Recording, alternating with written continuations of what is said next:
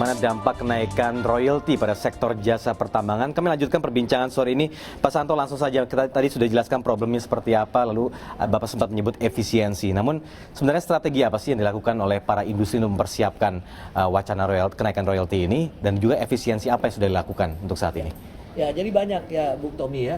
Jadi pertama-tama dari segi operationnya, kita sudah berkonsultasi secara intensif ya dengan pemilik tambang ya. Satu-satunya jalan antara lain penurunan stripping ratio ya. Jadi pengupasan ya. Semakin kecil ya, berarti kan alat yang kita gunakan semakin jarang ya. Kalau stripping ratio-nya tinggi ya, itu berarti alat beratnya banyak digunakan. Nah, ini kami kurangi supaya tidak keluar banyak cost, kan itu biaya semua. Jadi terjadi idle capacity. Jadi kapasitas yang nganggur dari alat sekitar 25-30%. Ya, mau jelaskan tadi ya. Ya, oke. Kemudian negosiasi kontrak dengan si owner, pemilik tambang. Hari ini, pagi tadi, saya baru dapat informasi lagi. Betapa sulit ini, Pak. Ya. Ini posisi kita ini, ya sebagai pekerja kepada Bohir yang punya tambang. Ya. Sulitnya seperti apa, Pak, negosiasinya? Kan itu sudah diikat oleh kontrak. Ya. Ya, kalau kita mau negosiasi minta turun, ya justru mereka yang minta turun. Kalau kita negosiasi minta naik ya. Ya. Mereka sekarang minta turun. Kalau nggak diturun ya sudah kasih tanda-tanda bakalan goodbye begitu kan. Nah, kan kehilangan pekerjaan. Dampaknya besar, Pak. Ya. Negosiasi ini juga masih alot ini, Pak. Termasuk dan bisa mengakibatkan commercial dispute ya, sengketa. Ya. Nah, ini problemnya sudah jelas. Nah, kemudian apa sebenarnya yang diinginkan oleh Aspindo terhadap pemerintah dan juga pada perusahaan-perusahaan pertambangan ini, khususnya untuk mempersiapkan itu semua? Ya. Kalau hemat kami ya, saat ini pemerintah perlu wise ya, bijaklah ya, kurang tepat ya momennya, multi tekanan ya dari segi defisit neraca kita. Jadi kenaikan royalti ditangguhkan dulu begitu ya? Dan itu sudah dikasih signal oleh Wamen Susilo. Ya, dia sudah bilang pasti ada beberapa kali pertemuan lagi. Ya. Itu satu. Dan kedua apa? Kira-kira? Yang kedua, menurut hemat kami kebocoran ya, yang besar itu yang sampai 50-60 ribu ton ya, kebocoran itu pengawasan diperkuat. Jangan dibiarkan bocor. Nah, ini kan dalam rangka good governance. Nah, kalau pemerintah biarkan bocor, sama juga kasusnya nanti ke migas. Baik. Semua bocor. Ya itulah korupsi sebenarnya. Pak Santo, terima kasih sudah hadir di lantai bursa sore ini. Terima kasih banyak. Ya, terima kasih.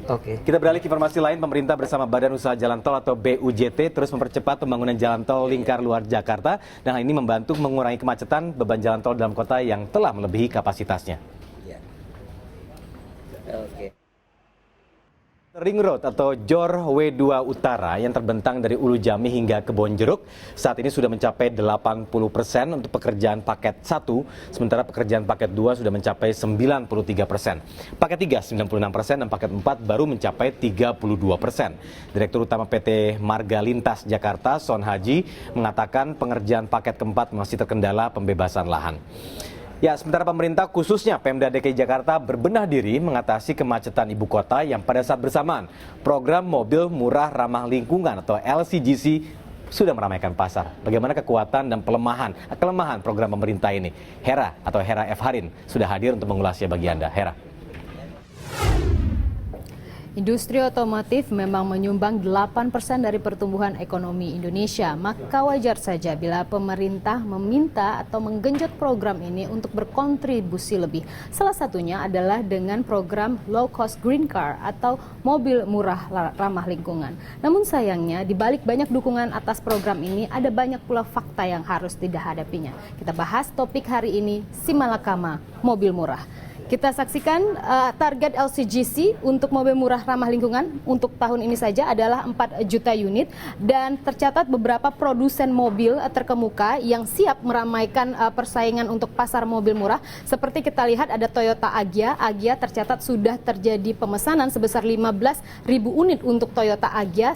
Selanjutnya menyusul Daihatsu Ayla, dan Nissan tampaknya juga akan mengikuti jejak dari Agya dan Ayla dengan mengusung Datsun Vision Go sebagai salah satu produknya, dan Suzuki dengan produknya Wagon 6. Sementara Honda sudah siap untuk menerima pesanan dengan Brio Satya. Namun dengan target 4 juta unit, tampaknya ada ujian lain yang harus dihadapi oleh low cost green car atau mobil murah ramah lingkungan. Bila kita mengecilkan sampel hanya di Jakarta saja, karena memang sasaran dari mobil murah ramah lingkungan adalah segmen menengah yang notabene banyak ada di Jakarta dan jumlahnya adalah separuh dari populasi penduduk di Indonesia. Kita lihat untuk Jakarta saja, data terakhir menunjukkan jumlah kendaraan mencapai lebih dari 11 juta unit, sementara panjang jalan hanya 7.650 km. Dan bila kita membuat perbandingan, pada tahun data terakhir menunjukkan 11 juta unit, setahun sebelumnya jumlah kendaraan di Jakarta adalah 9 juta unit lebih. Artinya terjadi pertambahan sebesar 15%. Sementara untuk panjang jalan di Jakarta hanya menambah 0,01%. Sebuah rasio atau perbandingan yang sangat tidak sebanding atau jauh. Kita bandingkan kendaraan bertambah 15%, sementara panjang jalan hanya bertumbuh 0,01%.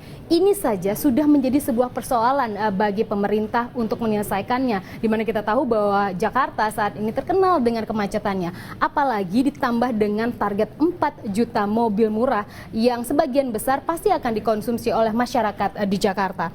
Kemudian selanjutnya kita lihat ujian lain adalah mengenai konsumsi BBM, bahan bakar apa yang akan digunakan oleh mobil murah ramah lingkungan. Sesungguhnya semangat dari mobil murah ramah lingkungan adalah dengan mengusung sesuatu yang ramah lingkungan seperti penggunaan gas, hibrid, listrik. Namun tampaknya pemerintah kita belum siap dengan infrastruktur tersebut, maka tidak heran bahwa mobil murah ramah lingkungan ini akan tetap mengkonsumsi BBM bersubsidi yang sebagian besar adalah premium.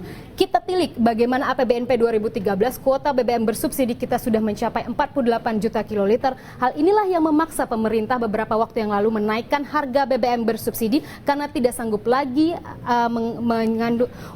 mengalami beban APBNP yang sebagian besar adalah untuk BBM bersubsidi. Dan kita lihat tampaknya Menteri Perindustrian juga sudah mengetahui atau mulai mencium adanya sebuah kekhawatiran bahwa mobil LCGC ini akan membuat APBNP juga jebol karena besarnya subsidi yang harus dilakukan. Maka mobil LCGC tampaknya harus menggunakan bahan bakar non subsidi. Memang tidak kita agak aneh karena mobil yang murah, tapi dengan menggunakan BBM yang mahal atau non subsidi.